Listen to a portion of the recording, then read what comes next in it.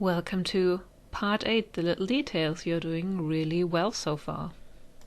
I'm not even kidding, it's really easy to just watch the very audience-pleasing videos, but sticking with a series that is this detail, that takes some dedication. So the few people who are still watching this are the very dedicated viewers who really want to know how to make a reticule like this. So let's dive right in.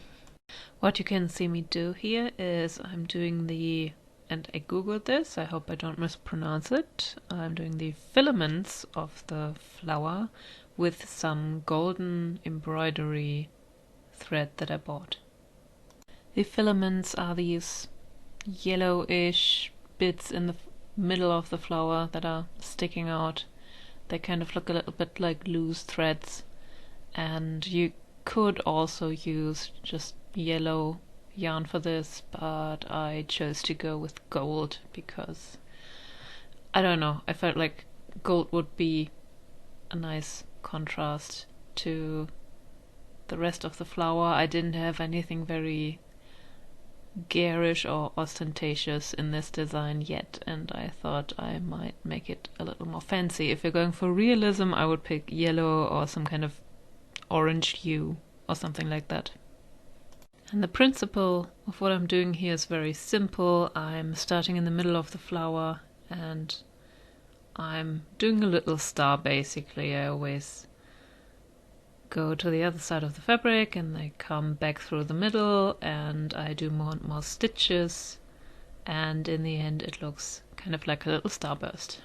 You know, in retrospect, I have to say it would have been a little more interesting to go for a more naturalistic look with this entire thing, but then I would have to redo the stems pretty much because the stems don't look very realistic.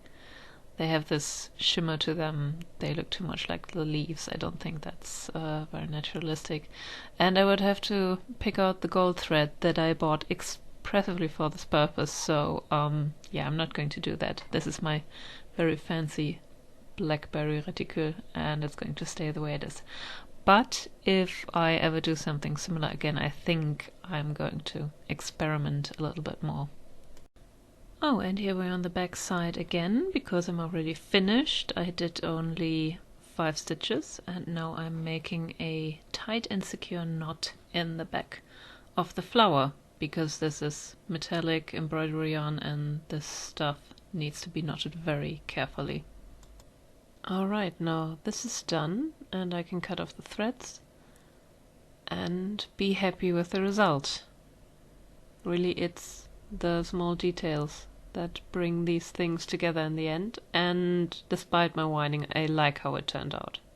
And now we're coming to the second of the little details I'm going to show you, and you can already see it a tiny little bit under the Blackberry that I was just hiding with my thumb now. So if you go back you can see it a little bit. See, I'm doing these little green leafy bits underneath the individual berries, which you can also find in nature. See, originally I didn't even think about whether I wanted to do those to make it look more naturalistic or not. I just wasn't thinking about that part of the blackberry, but then I looked at the blackberries, like you can see here, just coming right out of the stem, and they looked so weird and naked, so I took these little leftover bits from the silk ribbon leaves, and remember I told you to keep those because they can be useful later. That's one of the uses. And I made a couple of little tiny leafy bit thingies.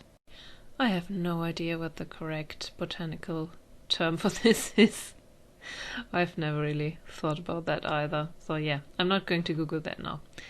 The important thing is that I'm adding a couple of stitches here, 2 on the left side, 2 on the right side in this case, in order to make the blackberries look more natural than they did before and a little less naked, and it really helps with the proportions in the end, even though this is something that you can't see right away. It's really one of those tiny little details that this video is about.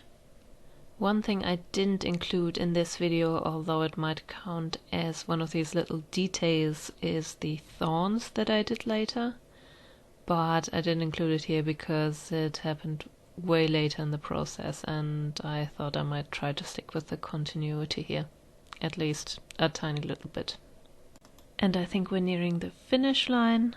I'm just going to take the ribbon and weave it into the other ribbons in the back, which is something you can do after you're almost finished with most of the embroidery. There's always enough ribbon in the back for this to work.